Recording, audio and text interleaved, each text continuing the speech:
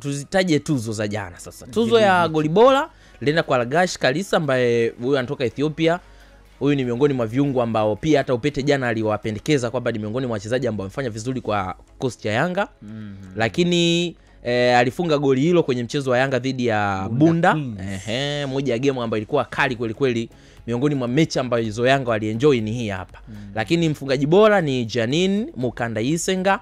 Huyu anatoka Rwanda, alifunga goli 12 kwenye ligi mpaka inamalizika. Lakini tuzo maalum imeenda kwa Angel Michael Kitasa, huyu kutoka Nigeria. Hii tukio ambalo linakumbukwa zaidi ni tukio la kufiwa na babake mzazi, kisha akaomba uongozi wa Yanga Princess asisafiri ili aweze kuisaidia klabu yake katika michezo maalum. Ilivyoisha michezo ndo baadaye akasafiri kwenda kuomboleza. Ukumbuke huyu ni miongoni mwa wachezaji ambao jana mimi niliwaambia miongoni mwa wachezaji ambao wameisaidia Yanga kutengeneza hizi clean sheet nyingi kwenye mzunguko wa pili. Huyu hapa pia ni miongoni mwa wachezaji. Tuzo ya heshima imeenda kwa Isha Masaka. Ukumbuke huyu ni mchezaji wa zamani wa Yanga ambaye kwa sasa anacheza soka la kulipwa nchini Uingereza, Brighton of Albion. Miongoni mwa wachezaji ambao walitengeneza historia kubwa kwenye ligi ya wanawake. Nilikwambia hapo jana kwamba Isha Masaka alifunga goli 33, goli ambazo hamna mchezaji mwingine yote amewahi kuzifunga. 35 kama 63 kama sikosei. Lakini hamna rekodi ambayo kuna mchezaji amevuka idadi ya hayo magoli ambayo yeye ameyafunga. Tuzo ya nidhamu imeenda kwa Lita.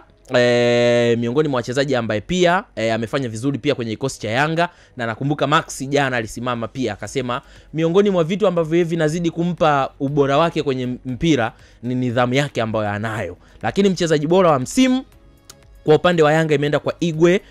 Miongoni mwa wachezaji pia ambao wanaenjoy sana wakiwa wanacheza mpira Yanga. Yaani ukikutana na ukimuondoa nadhani kwenye kikosi cha Yanga, ukimuondoa Aileen Kisisa, miongoni mwa wachezaji ambao wanaenjoy kucheza wakiwa Yanga ni huyu Igwe. Yani unaenjoy, yani kila tukio anaenjoy. Unamwona Gaziziki anavyofurahia kila tukio akiwa Yanga. Ndio huyu mchezaji. Yani kila tukio huwa anaenjoy.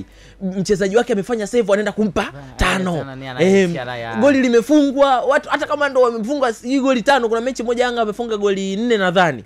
Alafu wenzake kaenda kwa mchezaji mwenzie anampa mongela. Yani unaona kabisa mchezaji huyu anaenjoy akiwa na kikosi chake. Yani sio lazima acheze, sio jambo fulani alifanya yani hata amefanya rafiki yake anaenda there for the team. Yes.